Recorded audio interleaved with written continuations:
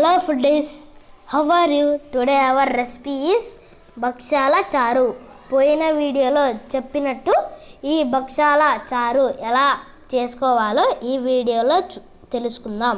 Let's get into the video. పూర్ణం తయారు చేసేటప్పుడు మనం కందిపప్పు ఉడికించినప్పుడు మనం నీటిని వడపోస్తున్నాం కదండి. అలా వడపోసిన నీటితోనే మనం ఇప్పుడు బక్షాల చారు చేస్తున్నాం.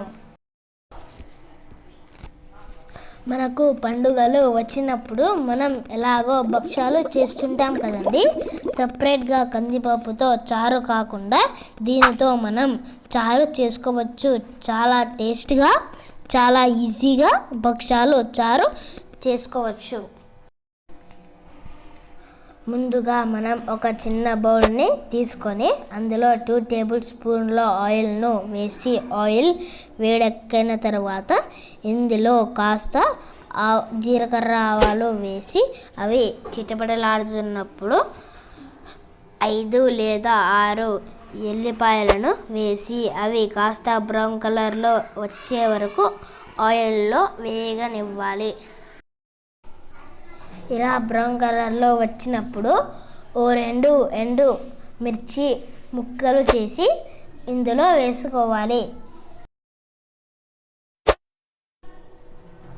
ఆ తర్వాత కొంచెం కరివేపాకు మరియు సన్నగా తరిగిన టమోటా ముక్కలు, కారం 2 tablespoon, 1 teaspoon turmeric పౌడర్ను వేసి బాగా కలుపుకోవాలి.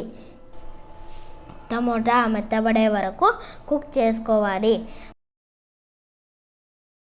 మనం ముందుగానే కొంచెం చింతపండును నీటిలో నానబెట్టుకోవాలి.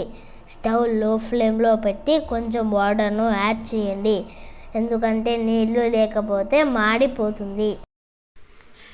చాలామందికి ఈ చారు అంటే ఎంతో ఇష్టపడుతుంటారు. మనం కాస్త ఇలా రుచిగా చేయడం వల్ల ఇంటిల్లిపాది 2 ముద్దలు ఎక్కువ తింటారు. ఇప్పుడు టమోటా కాస్త మెత్తబడింది కాబట్టి మనం ముందుగానే నానబెట్టిన చింతపండు రసాన్ని ఇందులో వేసుకోవాలి. చింతపండు రసం యాడ్ చేయడం వల్ల మంచి టేస్ట్ వస్తుంది.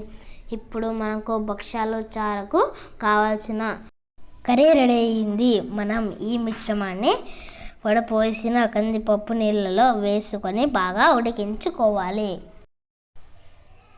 ఈ పద్ధతిలో చేయడం వల్ల బక్షాల చారు మనకు ఎలాంటి టేస్ట్ కావాలో అలాంటి టేస్ట్ వస్తుంది.